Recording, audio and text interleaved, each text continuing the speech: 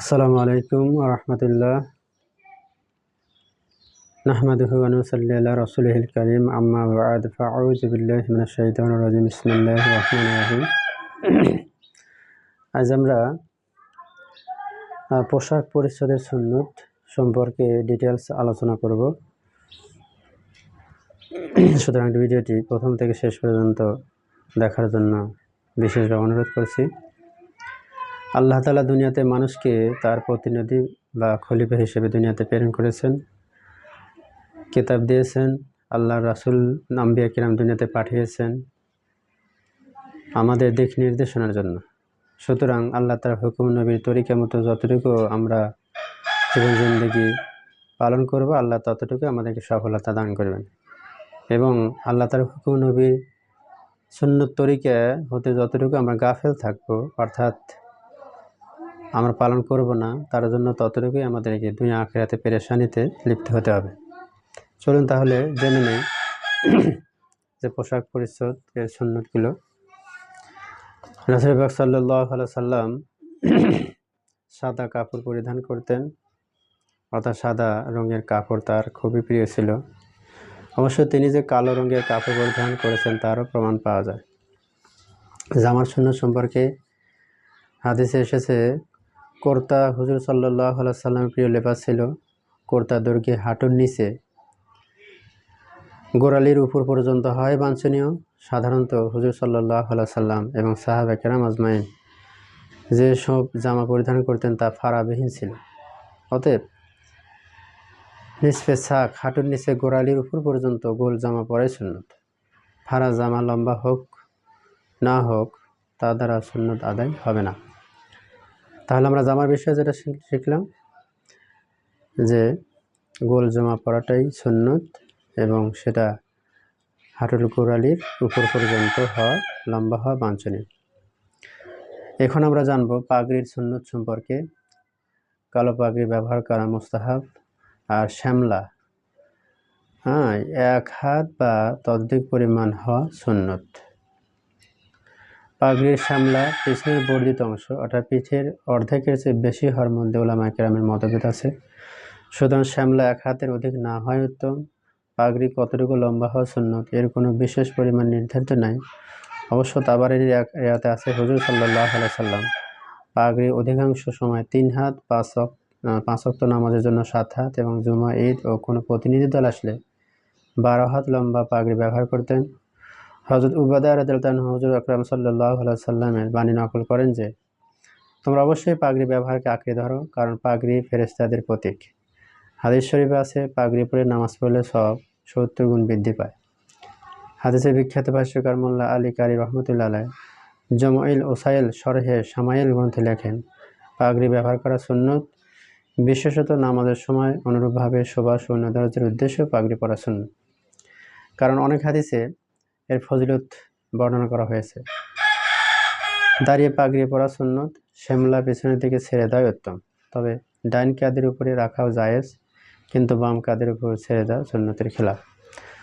নতুন কাপড় পরার সুন্নত। নতুন কাপড় পরে দোয়া পড়ার তাগাদ এসেছে, আলহামদুলিল্লাহিল্লাযী কাসাবানি, আলহামদুলিল্লাহিল্লাযী কাসানি হাযা, আলহামদুলিল্লাহিল্লাযী কাসানি হাযা। নতুন কাপড় পরিধানের সময় এই দোয়াটা পড়া সুন্নত।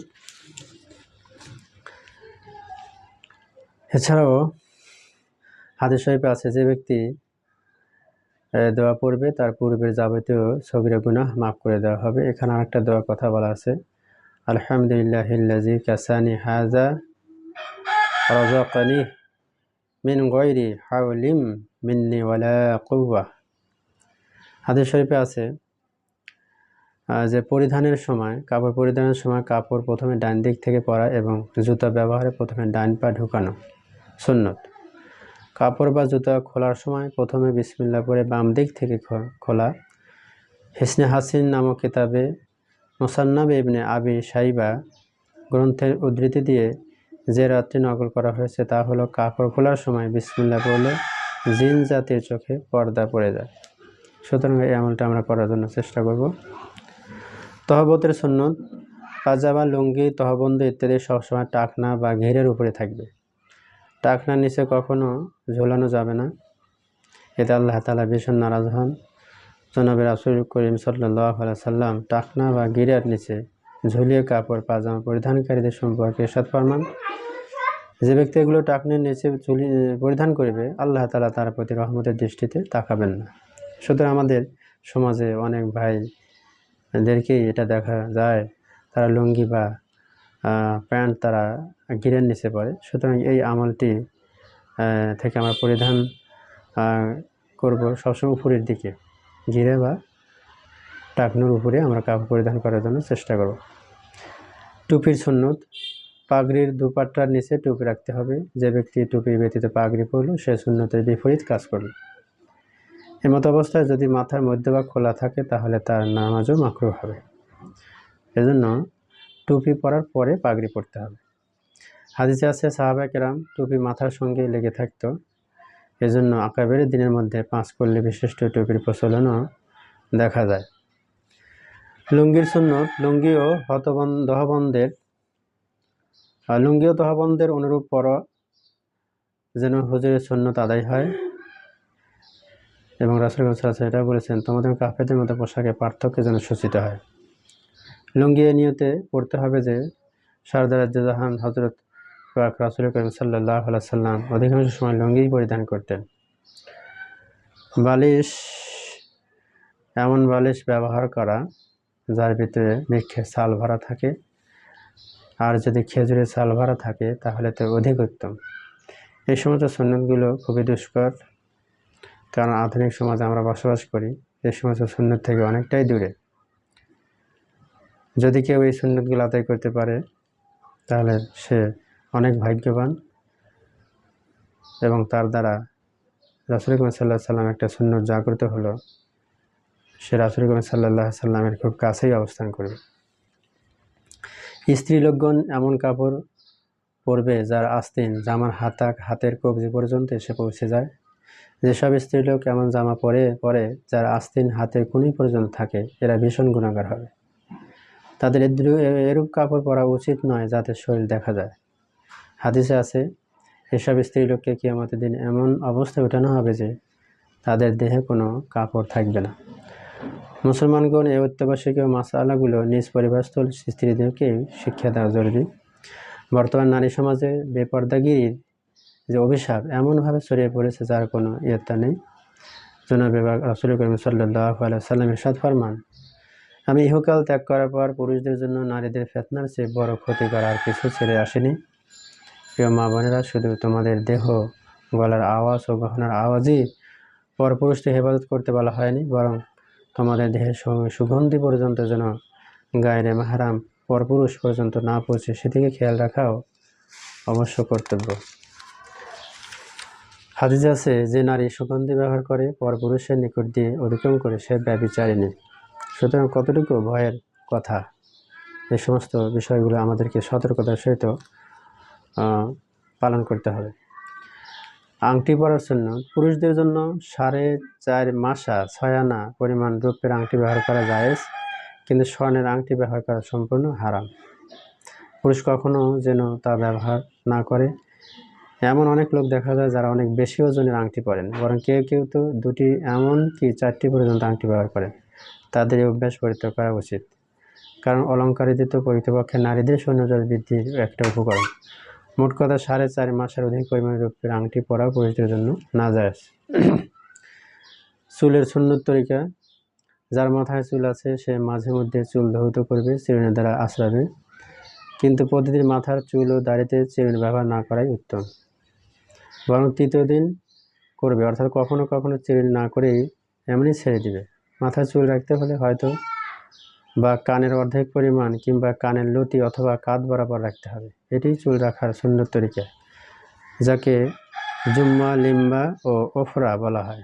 এমনিভাবে মাথার চুল মুন্ডানো সুন্নত। ফতুয়া স্বামী কিতাবে আছে, মাথায় চুল রাখা বা মুন্ডানো উভয় সুন্নত। খেজাবের সুন্নত, কারো চুল দাড়ি সাদা হয়ে গেলে মেহেদি বা তেল দ্বারা খেজাব লাগানো যেতে পারে, কিন্তু সম্পূর্ণ কালো খেজাব লাগানো যাবে না, কারণ কালো খেজাব লাগানো মাকরুহ।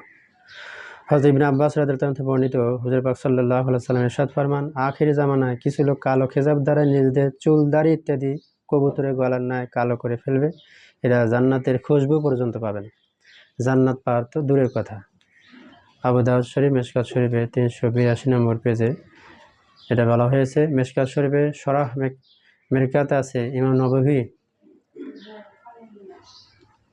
রাহমাতুল্লাহ আলাইহি বলেছেন, কালো খেজাব ব্যবহার করা মাকরুহ তাহরিমি। দাড়ি ও গোফের সুন্নত, গোফ লম্বা না করা এবং দাড়ি লম্বা করা সুন্নত। আর দাড়ি কখনো এক মুষ্টি পরিমাণের চেয়ে কম করা যাবে না। দাড়ি ছাঁটা, মুন্ডানো নেহায়েত গর্হিত কাজ। আল্লাহ পাক প্রত্যেক মুসলমানকেই এই সমস্ত কাজ করা থেকে হেফাজত করেন। নখ কাটা, গোফ কাটা, বগলের পশম উপড়ে ফেলা এবং নাভির নিম্নদেশে পশম মুন্ডাতে 40 দিনের অধিক বিলম্ব না করা। 40 দিন বিলম্ব করা মাকরুহ। হুজুর সাল্লাল্লাহু আলাইহি সাল্লাম প্রত্যেক শুক্রবার নখ কাটতেন এবং গোফ ছাঁটতেন। মেহেদির সুন্নত, নারীদের মেহেদি ব্যবহার করা সুন্নত।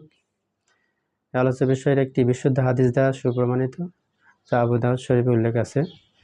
আজকাল বিয়ে শাদীর শরীয়ত বিরোধী অসংখ্য রসম ও রেওয়াজের মধ্যে এও একটি যে পুরুষের হাতে মেহেদি লাগানো হয়, অথচ এটা হারাম। হাদিসে আছে, পুরুষদের খুশবু সৌন্দর্য তাই যাতে গন্ধ আছে কিন্তু রং নেই, আর মেয়েদের খুশবু হলো তা যাতে রং আছে কিন্তু গন্ধ ছড়ায় না। সুরমার সুন্নত, নারী পুরুষ সবার জন্য সুরমা ব্যবহার করা সুন্নত, আর তা রাতে ব্যবহার করা উচিত। প্রত্যেক চোখে 3 বার করে লাগানো সুন্নত। তিরমিজি শরীফে এর অর্থে উল্লেখ আছে।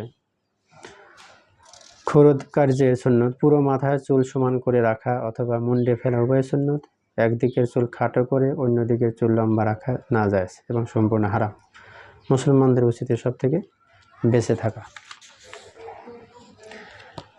আল্লাহ তাআলা আমাদেরকে এই সমস্ত আমলগুলো খুবই সতর্কতার সাথে, সুন্নতের নিয়তে, পাবন্দির সাথে, আল্লাহ তাআলার হুকুম জেনে নবীর তরিকা মতো এগুলো করা, যাতে করে আল্লাহ তাআলা দুনিয়া এবং আখিরাতের সফলতা আমাদেরকে দান করেন। আল্লাহ তাআলা আমাকে এবং যারা শ্রোতা তাদের সবাইকে এই সুন্নতগুলো আমাদের মেনে চলার মতো তৌফিক দান করেন। আমিন।